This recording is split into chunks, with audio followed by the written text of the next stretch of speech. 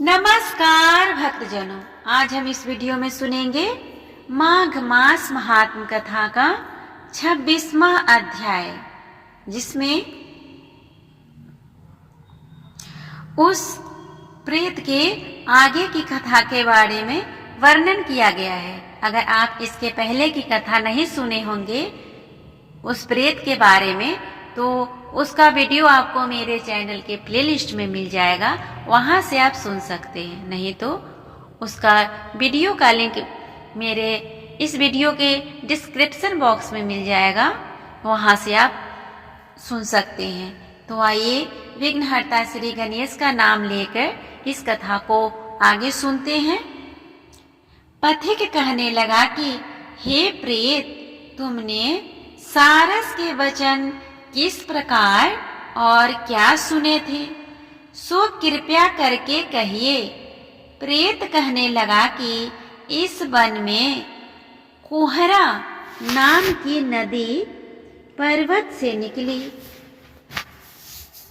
मैं घूमता फिरता उस नदी के किनारे पहुंचा और थकावट दूर करने के लिए वहां पर ठहर गया। उसी समय लाल मुख और तीखे दांतों वाला एक बड़ा बंदर वृक्ष से उतरकर जल्दी से वहां पर आया और एक सारस सोया हुआ था।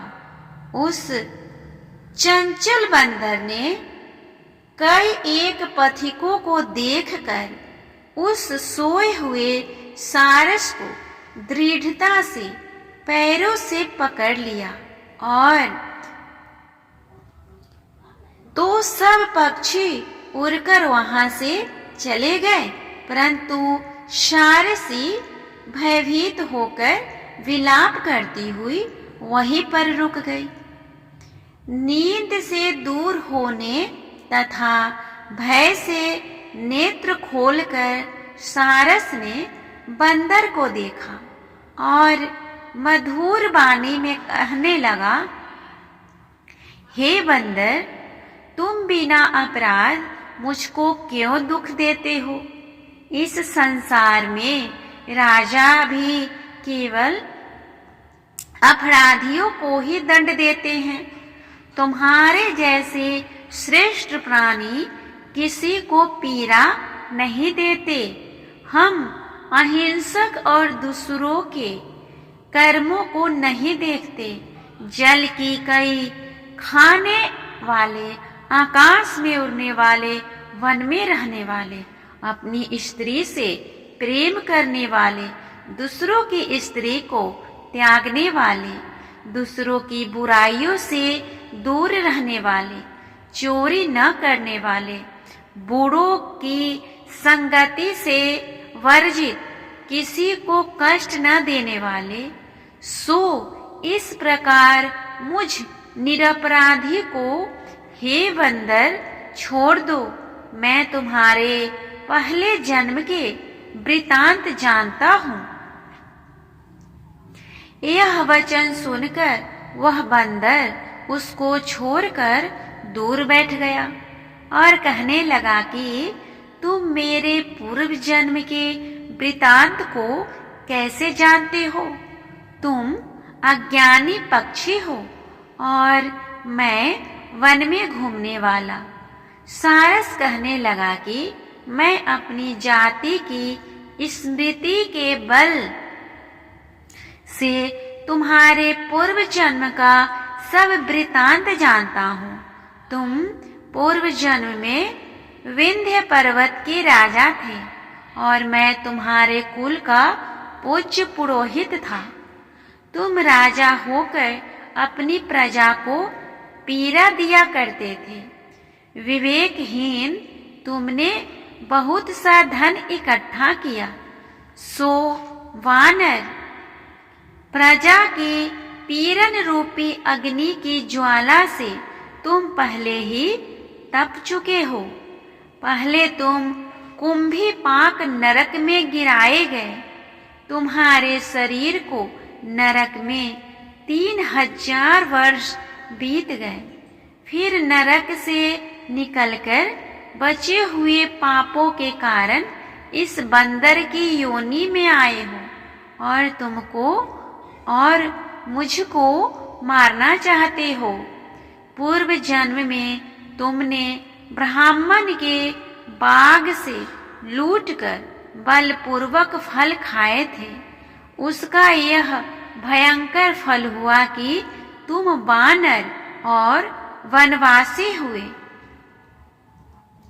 प्राणी अवश्यमेव अपने किए हुए कर्मों को भोगता है, इसको देवता भी नहीं काट सकते। इस प्रकार मैं सारस का जन्म लेकर भी अज्ञान से मोहित नहीं हुआ। इतनी कथा कहकर बानर कहने लगा कि यदि ठीक ही जानते हो तो बताओ तुम पक्षी कैसे हुए। सारस कहने लगा कि मेरी दुर्गति का कारण भी सुनो। तुमने नर्मदा नदी के किनारे पर सूर्य ग्रहण के समय बहुत से ब्राह्मणों के निमित्त 100 ढेर अन्न के दान किए थे। मैंने पुरोहिताई के मद से थोड़ा सा ब्राह्मणों को दिया और बाकी सब मैं आप हर ले गया। इन ब्राह्मणों के द्रव्य का अपहरण करने के पाप से मैं पहले कालसूत्र नरक में और फिर रक्त कड़दूम नरक में, जहाँ पर बड़े बड़े कीड़े थे और रक्त तथा पीप से भरा हुआ नाभि तक नीचे सिर और ऊपर पैर किए हुए पीप चाटता हुआ उस दुर्गंध वाले नरक में कीड़ों आदि से काटा जाकर 3000 वर्ष तक उस यातना को भोगता रहा। मैं नरक के दुख का वर्णन नहीं कर सकता। फिर नरक की यातना से मुक्त होकर यह सारस का जन्म पाया, क्योंकि पूर्व जन्म में अपनी बहन के घर से कांसे का बर्तन चुराया था। इसको मैंने एक जुआरी को दिया। इसी से मैं सारस योनि में आया। यह मेरी स्त्री पिछले जन्म में ब्राह्मणी थी। इसने भी कांसे की चोरी की थी। इसी से यह मेरी स्त्री और सारसी हुई। यह सब मैंने तुमसे कर्म फल कहा। अब भविष्य की बात भी सुनो। अब मैं, तुम और यह मेरी स्त्री भी हंस होंगे और काम रूप देश में सुख से निवास करेंगे। फिर इसके पश्चात गौर योनि में और फिर जाकर दुर्लभ मनुष्य योनि को प्राप्त होंगे। इसमें मनुष्य पाप और पुण्य दोनों ही कर सकता है। इस प्रकार शिव की माया से यह सारा जगत मोह को प्राप्त होता है। न केवल हम ही, परंतु इस संसार के सभी जीव प्रवृत्ति मार्ग में फंसकर अच्छे और बुरे कर्म करते और उसका फल भोगते हैं। इसीलिए सब प्राणियों को धर्म का सेवन करना चाहिए। देवता, असुर, मनुष्य, व्याघ्र, कीड़े मकोड़े सभी से कंटक रूपी मार्ग नहीं छूटता। केवल वेदांत जानने वाले योगी ही इस मार्ग से बच सकते हैं। इसी कारण बड़े बड़े महात्मा भी कर्म फल को टाल नहीं सकते। उपाय से तथा बुद्धि से कोई भी इसको नहीं बदल सकता। तुम पहले राजा थे, फिर नरक में गए, अब बंदर की योनि में, वन में फिरते हो और फिर भी ऐसा ही जन्म पाओगे। ऐसा विचार कर आनंद पूर्वक और धैर्य धरकर विचरते हुए काल की प्रतीक्षा करो। तब वानर ने कहा कि पहले जन्म में मैं तुम्हारी पूजा करता था, अब तुम मुझको प्रणाम करते हो। तुम जाति के स्मरण से मेरे पूर्व जन्म के वृतांत को जानते हो। आनंद पूर्वक रहो, तुम्हारा कल्याण हो। तुम्हारे वचनों को सुनकर मैं मोह रहित होकर वन में विचरूंगा। प्रेत कहने लगा कि हे पथिक, मैंने नदी के तट पर बंदर और सारस का यह संवाद सुना। तब मुझको बोध हुआ और मोह तथा शोक का नाश हुआ।